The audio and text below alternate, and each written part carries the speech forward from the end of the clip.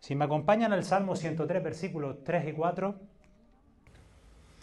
El Salmo 103 es un escrito que es una expresión de alabanza. David está teniendo un diálogo interno y él empieza diciendo en el versículo 1 y 2, alma mía, bendice al Señor. Alma mía, bendice a Jehová y no olvides ninguno de sus beneficios. Y luego de exaltar a Dios y quién es Él y todo lo bueno que ha sido, empieza a enumerar aquellas cosas por la cual debía de alabar a Dios. Y empieza diciendo, Él es quien perdona todas tus iniquidades. Mira, para David el perdón no era un asunto secundario.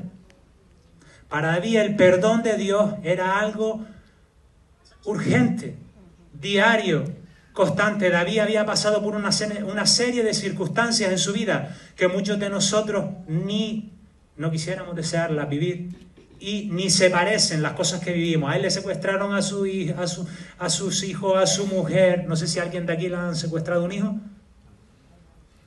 El rey lo estuvo persiguiendo durante un largo periodo en su vida después de que Dios había dado una promesa sobre él. Una serie de circunstancias que habían producido un quebranto en su corazón. Pero a pesar de eso, él dice, alma mía te alabo, porque has sido, alabo a Dios, porque has sido quien ha perdonado todas mis iniquidades. El Salmo 33 expresa muy bien lo que David está queriendo decir. Porque él dice que mientras cayó, Salmo 32, versículos del 3 al 5, mientras callé, se envejecieron mis huesos en mi gemir todo el día. Mira cómo estaba David ante él había callado el pecado y mira lo que se está produciendo, un envejecimiento de sus huesos, un dolor que le llevaba a gemir. Yo conozco personas que están todo el día suspirando, que hay un quebranto muy profundo en su corazón como consecuencia del pecado y viven así como él. No lo callan y siguen en esta situación. Y sigue diciendo, porque de día y de noche se agravó sobre mí tu mano. Se volvió mi verdor, algo que fui un día, en sequedades de verano.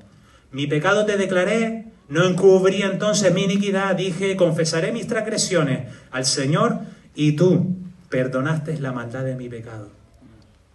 Ese pecado que le llevó a experimentar unas situaciones de quebranto, de sequedad, dolor interno. Por eso, igual que para David, el perdón de nuestros pecados no debería de ser una cuestión secundaria. Fíjate que muchas veces los predicadores, pastores, maestros en las iglesias pasan por alto la idea del perdón de pecado porque damos por conclusión, la gente lo sabe, por lo tanto lo está disfrutando. Pero es que yo creo, o es que parece que no estamos disfrutando en toda su plenitud el perdón de pecados. Y no se queda ahí, no está hablando de pecados en realidad, él está hablando del perdón de la iniquidad, que nos viene a decir que Dios es quien perdona en nosotros la perversidad que hay, la distorsión o la culpa. Lo que viene a perdonar es la rebelión que hay en nuestra vida, esa no sé si llamarlo un fenómeno o llamarlo una situación que se genera en nuestras vidas como cristianos, de espalda a Dios. Le damos la espalda, rechazamos su ley. Eso Dios lo perdona. Por eso Dios es bueno. Porque Dios, cuando nosotros le estamos dando la espalda, sigue ofreciendo su perdón. Amén. Y me quebranto mientras lo digo porque a Dios le duele cuando nosotros o no somos conscientes o el enemigo está cauterizando nuestras conciencias o simplemente cuando lo rechazamos. Por eso Dios es bueno, porque nos está ofreciendo el regalo del perdón de toda esta tendencia que hay en nosotros hacia lo malo. La Biblia habla mucho sobre esa tendencia que hay en nosotros hacia lo malo. Pablo habla de esa tensión que hay entre la carne y el espíritu en todos los hijos de Dios. Y él dice, ¿quién me librará de esta condición que tengo? Porque no tampoco, lo que quiero que reflexionemos es que no nos podemos sentir culpables cuando esa tendencia está en nosotros y vemos que hay una tensión, nos sentimos culpables porque Dios nos la perdona. Lo que sí es verdad es que debemos de ser responsables y crecer en santidad. En ese proceso, cuando Pablo habla de estos dos conceptos, lo hace dentro de él la santificación como un proceso de salvación, algo a lo que nosotros como hijos de Dios deberíamos de aspirar. Ahora, quiero decirles algo, que mientras existe esta tensión en nuestra vida, Dios sigue ofreciendo su perdón. Amén. Dios sigue ofreciendo el perdón y debemos de responder a ella. Hay un comentarista hablando sobre el Salmo 103, este versículo exactamente, dice: no son algunas o muchas, estas palabras no bastarían. Si quedare, o si quedara, la menor de las iniquidades en el pensamiento, palabras, u obrar sin perdonar, estaríamos en tan malas condiciones, alejados tanto de Dios y no aptos para el cielo, por lo tanto, expuestos al infierno, como si todo el peso de nuestros pecados estuviera sobre nosotros.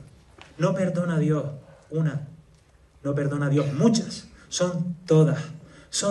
Por eso David empieza a enumerar todos los beneficios que tenía lo que Dios había hecho por él. No la podemos ignorar. Debemos de ser responsables y buscar este perdón. Por la mañana en el primer culto hablaban de que en nosotros debe de haber esa tendencia, esa responsabilidad, esa iniciativa de buscar el perdón a toda costa. ¿A qué precio? A cualquiera. Es una necesidad, porque si no vas a seguir, a algunos les pasa que viven como un peso que les impide vivir una vida como hijos libres. Y el salmista no solo se queda ahí, no solo habla del perdón de Dios, también sigue diciendo: Él es quien sana todas tus dolencias. Todas las dolencias. Algunos piensan que cuando David está hablando de dolencias está haciendo referencia a los dolores físicos, huesos, nervios, órganos, alguna situación física que le llevaba a experimentar dolor. Otros lo que piensan es que cuando habla de las dolencias está haciendo referencia al dolor que hay en los corazones que están quebrantados al verse expuestos a diferentes situaciones. Sea una, sea la otra, lo cierto es que Dios ha prometido sanarnos. Amén. Este es nuestro Dios, al Dios al que estábamos cantando. Y yo entiendo que muchas personas que pasan por un proceso de enfermedad cuestionen su fe, tengan una crisis de fe que les lleva incluso a dejar de congregarse. Hay algunas personas que cuando están en un proceso de enfermedad les cuesta leer la Biblia, les cuesta orar. ¿Por qué? Porque han perdido su confianza en Dios. El llamado en esta mañana que Dios nos hace es a que creamos que Dios, todas nuestras dolencias, ¿cuántas? Todas, Él las puede sanar. Amén. Si estás en una situación de enfermedad, Dios puede sanarte. Más, lo que Dios ponía en mi corazón es: Dios quiere sanarte. Dios quiere sanarte en medio de tu dolor. Pero acude a Él, búscale. No te quedes simplemente con lo que pueda decirte un predicador un domingo, una oración. Busca la sanidad. Es algo que tú debes de anhelar porque es un ofrecimiento de Dios para nosotros. Amén. Tal vez es la primera vez que llegas y piensas que esto no es para ti. Es para todos. Es para todos. Por eso algunos de ustedes lo contestaron. No solo lo digo yo, no solo lo dice la Biblia, que vale más que lo que diga yo. Lo dijeron ustedes también. Dios puede sanarte.